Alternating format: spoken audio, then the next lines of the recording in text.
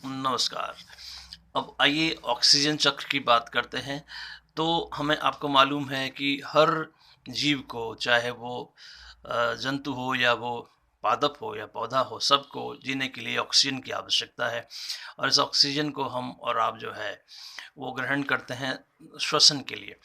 और श्वसन में हम ऑक्सीजन का प्रयोग करते हैं और आपको मालूम है कि श्वसन की प्रक्रिया के दौरान, जैसी हम चर्चा आपसे कर चुके हैं, कार्बन डाइऑक्साइड हम लोग प्रोड्यूस करते हैं।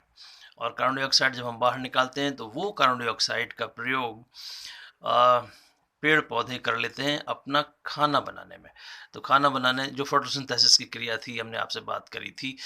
तो आप देखें कि ऑक्सीजन जो वातावरण में है उसको श्वसन के लिए मनुष्य और पेड़ पौधों ने लिया, और श्वसन की क्रिया के फलस्वरूप कार्बन डाइऑक्साइड को बाहर निकाला। और जो कार्बन डाइऑक्साइड को बाहर निकाला, उस कार्बन डाइऑक्साइड को पेड़ पौधों ने भोजन बनाने की प्रक्रिया के लिए इस्तेमाल करा और फिर से ऑक्सीजन को वातावरण में भेज दिया। तो ये ऑक्सीजन का चक्र है जो यूं ही चलता रहता है। और इस तरह से ऑक्सीजन हमारे जो है इस्तेमाल में आती रहती है। और इस ऑक्सीजन का प्रयोग मनुष्य या अन्य प्राणी श्वसन के अलावा और भी बहुत सी क्रियाओं में करते हैं।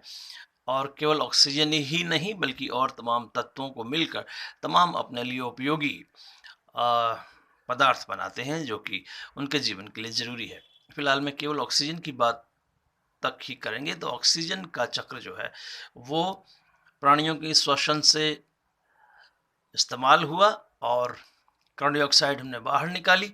उसके बाद पेड़ पौधों ने कार्बन डाइऑक्साइड को फोटोसिंथेसिस के जरिए इस्तेमाल करा और ऑक्सीजन को बाहर निकाला। तो इस तरह से ये ऑक्सीजन साइकिल होती रहती है और इस तरह से हम इसका उपयोग करते रहते हैं। धन्यवाद।